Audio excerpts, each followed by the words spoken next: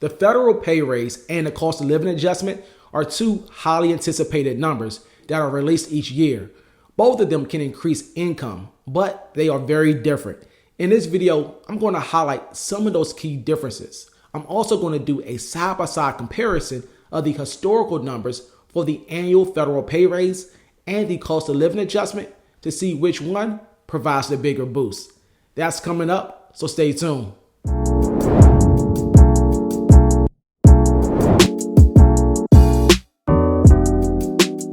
Hey, welcome to the Money Briefing. My name is Jarrell Harvey and I'm with Fedway Financial. On this channel, we cover topics related to personal finance, federal benefits, and retirement planning.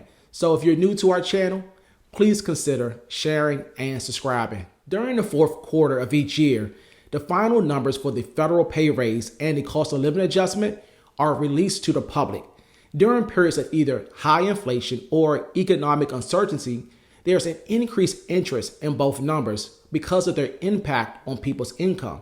However, there's often confusion between a pay raise and a cost of living adjustment. So to kick things off, I want to provide a brief overview of what each one is and how they are different. And then we'll cover how actual numbers compare to each other. So let's discuss the federal pay raise first. The first thing to know is that pay raises are only available for active federal employees. There are different types of pay raises that a federal worker can receive, such as promotions and step increases. But for this conversation, we will just focus on the annual pay raise, which is typically a combination of an across-the-board pay increase and a locality pay increase. The pay raise percentage that's reported on the news and in other publications is generally an average number. Therefore, the pay raise that you receive could be higher or lower than the average based on your locality. It's also important to know that pay raises are not guaranteed and the annual amount can be unpredictable. Pay raises are often influenced by politics, but if you work in politics or if you're a person who likes to be politically correct, you can say that pay raises are based on the salaries and wages of private sector workers.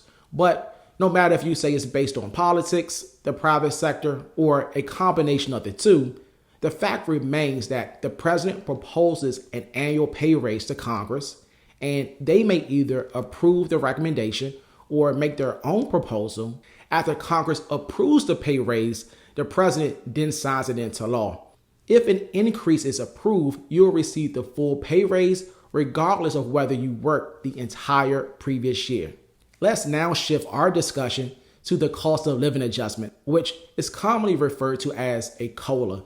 These adjustments are primarily paid to federal retirees. COLAs are influenced by inflation and they are based strictly on the change in the consumer price index from the third quarter of each calendar year. COLAs are automatically applied if there's a positive increase, and they are more predictable than pay raises since the number is driven by an index. Retirees under CSRS and retirees under FERS may receive two different COLA amounts. Sometimes the FERS COLA may be up to a percentage point less. To keep things relatively simple, I won't go through all the details about how both COLAs are calculated and applied, but you can watch some of my other videos that go more in depth about how these two are determined. One thing that I will point out is that individuals under FERS are not eligible for a cost of living adjustment until age 62 unless you're a disability retiree, a special provisions retiree, or a recipient of a survivor benefit. Also, your first year cost of living adjustment could be prorated based on your retirement date. Just as a quick recap of the primary differences, pay raises are for federal employees, while COLAs are mainly for federal retirees. Pay raises are based on politics in the private industry, while COLAs are based on prices and inflation. Additionally, pay raises are not guaranteed, but cost of living adjustments are guaranteed as long as the index change is positive. And lastly, pay raises are impacted by your locality, whereas COLAs are affected by your retirement plan. So we got a good understanding of the key differences. I now want to change gears and review some of the historical numbers to see how pay raises and cost of living adjustments compare on a numerical basis. For our comparison, I will highlight the average annual pay raise and the CSRS and FERS cost of living adjustments. Pay raises and COLAs are both reflected in January payments. So as we go through the numbers, just keep in mind the pay raises and COLAs that were announced in 2022 will be listed as 2023 because the annual adjustments actually impact your take-home pay at the start of the following year from when they are announced. In this first chart, I've included the pay raises and cost of living adjustments from 2023 to 2013. As you can see at the top of the chart, the COLAs that went into effect in 2022 and 2023 were significantly higher than the annual pay raises.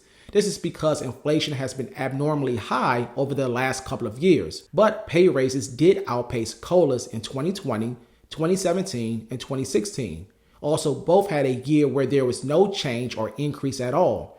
Overall, during this time span, the average percentage increase for the CSRS and FERS COLAs were higher than the average pay raise received. I also want to point out that the COLA listed as CSRS will impact nearly all FERS retirees at some point because Social Security COLAs are the exact same as CSRS COLAs every single year. The chart that we just reviewed covered a 10-year horizon, which gives us some idea how the two pay adjustments compare. But that short of a time span doesn't always provide a full picture because economic conditions and political leadership can change over time. So I also want to look at pay raises and COLAs over a longer time period. This next graph has a lot of bars, but it covers a 35-year period from 1988 to 2023. The key takeaway from this graph is that there can be years or extended periods when pay raises or COLAs can be significantly higher than the other. I especially want to point out and draw your attention to the period starting in 1997 and ending in 2005. During this period, pay raises, which are represented by the red bars, were higher than both COLAs every single year. Therefore, if we ran a 10-year analysis that covers mostly the mid to late 1990s or the early to mid 2000s, chances are the average pay raises would be higher than the average cost of living adjustments. This other graph is not as busy as the last one, but I think it's very powerful because it shows the cumulative growth for pay raises and COLAs spanning from 1988 to 2023. Pay raises are represented by the red line, the CSRS COLA is illustrated by the black line, and the FERS COLA is the green line. The most amazing thing in this chart to me is that pay raises and the CSRS COLA have exactly the same cumulative growth during that 35-year period. Even though the two of them have very different values each year, they both have the same cumulative growth of 100.6%. The total for the FERS COLA is lower at 81.7%. When you consider the average for all three over the last 35 years, pay raises and CSRS COLAs have an identical average increase of 2.8%, and the average adjustment for FERS is 2.3%. These numbers tell a very unique story, but I think the most important points to remember are some years current employees will have a bigger bump to their pay, and some years federal retirees will see a higher boost to their pay. If you're a federal employee, it should be comforting to know that over the last 35 years, the average pay increases for active employees have at least kept pace with inflation. And when you add in salary increases due to promotions and within grade step increases, the average growth rate of your individual pay should exceed the average inflation rate. If you're a federal employee under FERS, it's very likely that your growth rate of your pension will not keep up with the pace of inflation unless there are some new law changes in the FERS COLA. But assuming things remain the same, the FERS pension will lag, especially during periods of high inflation. Your Social Security benefit will get the full cost of living adjustment each year. However, it will also be important to properly invest your TSP funds and other investment accounts during retirement so you're not losing additional value from inflation. As we discussed earlier, pay raises and COLAs are very different, but at the end of the day, they both provide necessary boosts to your income. If you received any value from this video, please click the like button. You can also subscribe to our channel to get more content like this. If you have any comments or questions about federal benefits or retirement planning, you can add them down in the comment section below, or you can contact us by visiting our website at www.fedwayfinancial.com. Thank you for watching, and we'll see you on the next Money Briefing.